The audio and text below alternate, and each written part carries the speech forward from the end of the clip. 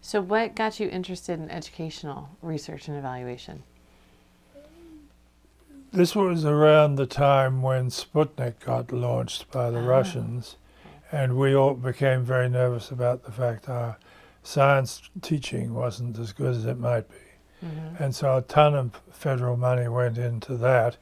And when a lot of money had gone in there and a few years had passed, people started to say, why aren't you doing the same support level for the social sciences, social studies in particular? And so the White House set up a committee to look into this, reforming the social studies and its teaching. And I got put on it because I had become very involved in the teaching of critical thinking, a natural extension of the logic, and also of ethics, which was interesting because it's the toughest nut of all the teaching problems to crack. And it's also very difficult to show the changes that you make because it's very hard to make changes in people's ethical behavior. So I was the sort of ethics plus critical thinking rep on that committee. And we were on that committee, ran for a number of years and led to a number of big changes in the way social studies was curriculum provided and teaching provided. Not enough change, but some change. And so were you involved with evaluating some of those initial Well, I was involved with asking the question, how do you evaluate these things, and looking at the research that was available and finding that there was nothing good. And so I decided, well, the committee in our situation ought to provide some standards for this. And so I started in on the business of trying to set up standards for good evaluation. So that was a significant change in your career trajectory. Well, it was all part-time. Okay. I didn't change. My full-time load was in a philosophy department, and I taught the first applied ethics course at Berkeley, and the first applied logic course, practical logic, critical thinking. We had a big department at Berkeley, but it was traditional philosophy for the most part, and I brought in the attempt to bring this down to the practical level. Do you recall how many different universities you've been a professor at? About a dozen, in about 9 different disciplines. In 9 different disciplines.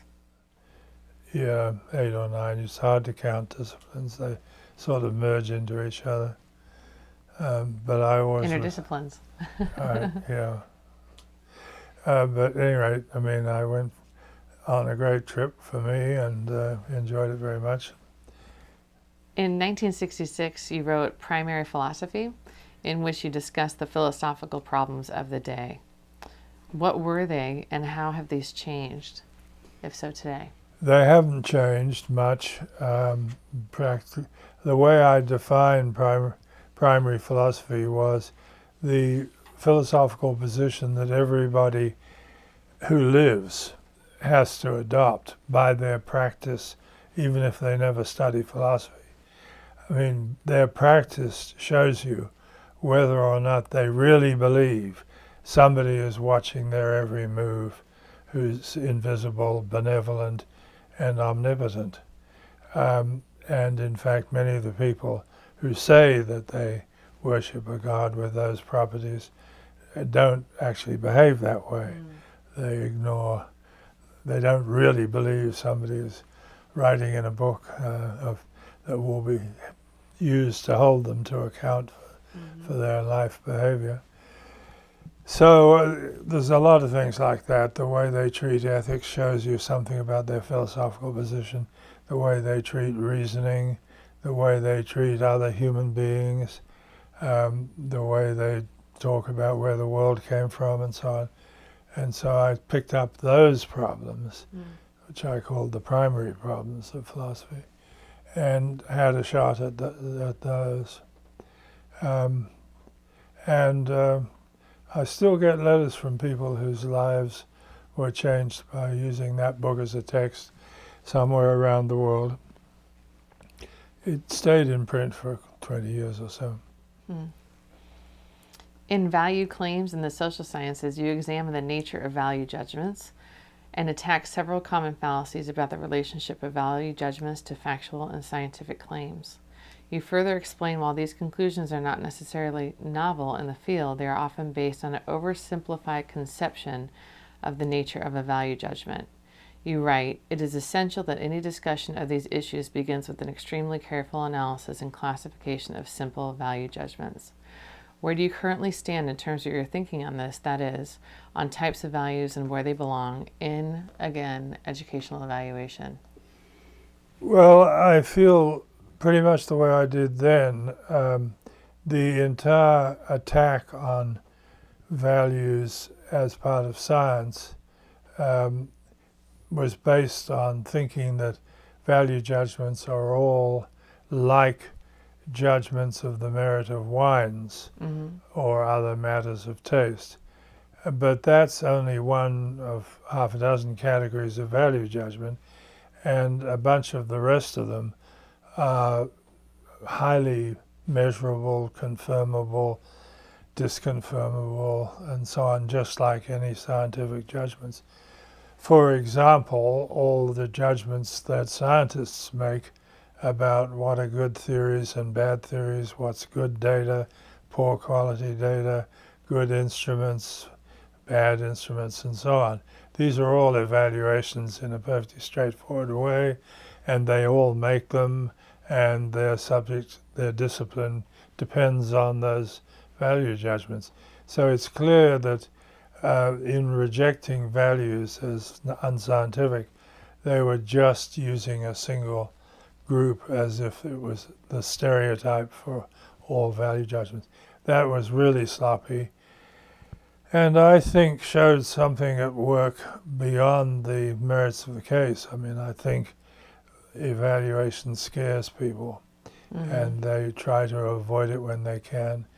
Understandably, it may involve some negative judgment about them, and so they don't want to hear the bad news. But that's not a very scientific attitude. And so I and a bunch of other people who had the same sort of point of view started the business of making evaluation, particularly of educational programs, into a serious profession, and then eventually into a discipline. So I feel pretty much the same way, except that the job still hasn't been finished. We've gone a long way. We've sort of done what you might call the middle ground of making a systematic discipline out of educational evaluation. But we haven't done the hard cases. And in order to deal with them, you have to do a lot more foundations work. So that's what I do these days. So what do you mean in terms of foundations? What else do we have to do? Well, what you've got to do is to explain exactly how you convert the value terms in a tough question that you get, like, okay, we've got some federal funds now for the school to reform the math teaching. What should we do? What is the best intervention we can make with the resources we now have into math teaching? That means math curriculum and math pedagogy. And so that gets to be very tough. I mean, you've got to look at questions that are extremely subtle, like, for example, the one that wasn't looked at to begin with, attitude towards math. So it turned out that the new math, the first version of the new math, had some nice properties, logically speaking, but it also had the property that it tended to turn kids off math because it was so hard to do and so completely abstract. It had no practical value that they could see or that their teachers could see and explain to them. So that was an early radical transformation of the math teaching, but it was a bad one. And so that was one example. you had to reach out and learn how to evaluate attitudes towards subject matter in order to evaluate the new math. And that we weren't ready to do that. So that thing has gone on since.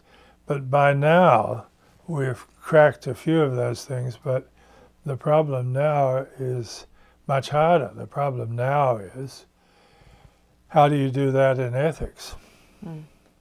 And then, of course, you're up against the fact that the society as a whole can't agree about that.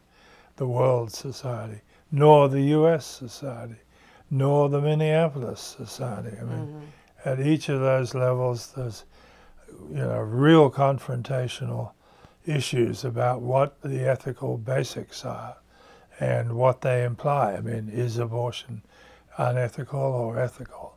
And same with a dozen other aspects of drug addiction, capital punishment, self-defense, using the right to stand your ground, and so on. All of these things are everyday, completely conflicted issues in ethics. So how do we teach ethics in the public schools, which are not committed to a particular religious stand? Well, if you want to do that, and I want to do that because we need a substantial upgrade of ethics around the place, and I'm certainly in need of it as much as anybody, so this is not a me saying I'm better than other people on this. Then you've got to rethink the foundations of ethics. So, although that's a philosophical problem which has been dealt with extensively for 2,000 years, we don't seem to have got much agreement out of the philosophers either. So one has to do something different. So my current work is on the getting the science of evaluation to extend its borders so that it can tackle ethical problems. Okay. You sound, kind of a sidebar here, but you sound like you've had some changes in terms of your ontological and epistemological stances from being a mathematician to an evaluator. Can you talk about that a little bit? Well, when I was a math major doing master's degree, and so pretty heavily committed to math, I made some friends in the philosophy department graduate student community because I was attending classes ever since I got to the university from high school.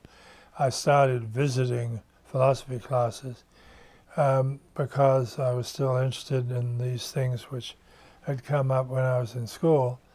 And as I did that, I began to get beginnings of some sense of where the reliable knowledge was in philosophy and where it wasn't. And it seemed to me, coming in from math science, that it was pretty obvious that there was not too much reliability about the issues in ethics and aesthetics, but you could do better in areas like logic. You could get agreement about the fundamental axioms of logic, but you couldn't do that with ethics and aesthetics. And so I took them to be basically matters of taste and opinion, just as the critics, the positivist critics had. However, I became very good friends with one other graduate student, Kurt Bayer. He was a refugee from Nazi Germany. He had a law degree from the University of Austria, University of Vienna, and before he got into philosophy, and he was a great help to me. And he and I both went on to Oxford, and he was doing an ethics PhD there, and I was doing a philosophy of science PhD on the nature of explanation. And as I followed his career, he was arguing for what was called the good reasons approach to ethics. I became clearer and clearer about 2 points. One was, there is a fighting chance you can put a reasonable basis under ethics if you rethink it pretty hard. And secondly, that's not true with aesthetics. That doesn't get salvaged in the search through the wreckage of previous theories. So I changed my view substantially about ethics. And since that time have focused increasingly on what's wrong with the general theories that are kicking around about the foundations of ethics, and can we do better, and how do we teach it? Okay. You said something about logic. In 1981, you wrote a book called The Logic of Evaluation. What should evaluators know and understand about the logic of evaluation today? They should understand exactly what was wrong with the positivists' attack on evaluation, because they don't know how to meet it. And sooner or later, you're going to, it's easy enough when what you're doing in evaluation is evaluating efforts to help victims of cancer or victims of crime or whatever do good overseas. These are easy cases because everybody agrees that we ought to help such people. But the minute we get to a case where the underlying ethical position is not generally agreed on, for example, supposing that you're asked in to evaluate the operations of a clinic of some kind, perhaps a clinic for the people who live in a barrio or some place like a favela in Brazil. Well, one of the questions is, what should the clinics be addressing? They can't handle everything. Should they address women's health? If women's health, should they address the provision of abortions and birth control information or not? Now we're talking serious ethics. And now, of course, you can't get agreement. Mm-hmm. And so what are you going to do? Well, what evaluation has done is to put that one on the shelf. Mm. Well, I'm saying, too late, guys. You got yourself in this mess. You wanted to play with ethics. You've got it. Now you've got to face it. And that's tough. What's going to be your answer on issues that are highly controversial like this, which come into nearly every social intervention at the margins, if not at the center? And so that's what I'm now spending a lot of time on. And I can solve the problem. So moving from the positivist notion, is there such a thing as truth? And if so, how do we get to it or close to it in terms of evaluation? And there is, and we got to it 2.2 million years ago. No, 2.1 million years ago, when we were beginning to get the beginnings of language. Truth is, you can mislead people using body language, and people often do. So you don't actually need a spoken or written language with a grammar in order to lie. But truth is more easily identified in linguistic terms. So restricting ourselves to the linguistic history of mankind, it's pretty clear that very, very early in our history, we had clearly got to the notion of truth. The minute that you could pass on a claim to anybody else by body language or other language, you were at the point where you could be the claim could be false or true, and everybody knew damn well what that meant. And if you said there were great fish in this pool, and in fact the best fisherman in the village couldn't get anything out of it after a week of trying, then it may well be that it was a false claim, and so on and so on. They all knew very well what true and false was, and it hasn't changed. The problem came up when the philosophers tried to formulate this, and the formulations have been many and varied, and usually fairly easy to point out weaknesses in. So the true epistemology for the common person who works at some job and knows what it is to succeed and fail in that job and be right and wrong in what they say about that subject matter and so on, has licked the problem of truth in their practical life, and we should just follow what they do as closely as we can.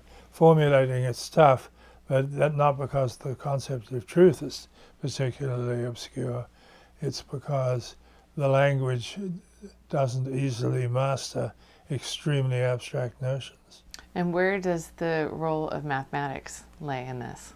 Well, the mathematics is a completely artificial system that we invented to describe some aspects of the world, and we began it by learning how to count as part of the process of actually historically collecting taxes, but practically probably rather before that.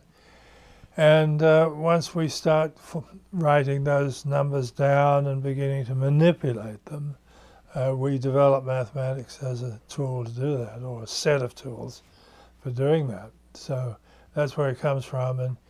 And the status of those rules in mathematics has always been very interesting for us, because the rules, since they're made up by us, are artificially precise and exact and flawless, but of course don't correspond to anything exactly available in nature. So that's always been a sort of a puzzle on the fringes of epistemology. But it is very important that the mathematics makes it possible to determine features of the nature of reality you can't determine without it. And therefore it has some connection to reality, and what that connection is hard to say. It's not an empirical summary, it's a logical aspect of mathematics that comes out in the applied math field. And why that works, and it wouldn't work if we ran the maths on the basis of 2 + 2 = 5, is something you have to be a mathematician to understand. It's philosophically not as key to our survival, success, and enjoyment of life as the ethics issue. Because if somebody disagrees with you about mathematics, then some conclusions they draw will be wrong, which is true and false, and we can fix that. We can determine who's right in that argument. But when it comes to the ethical argument, we don't have a way to determine the results that everybody can agree on. And so it's a much tougher problem.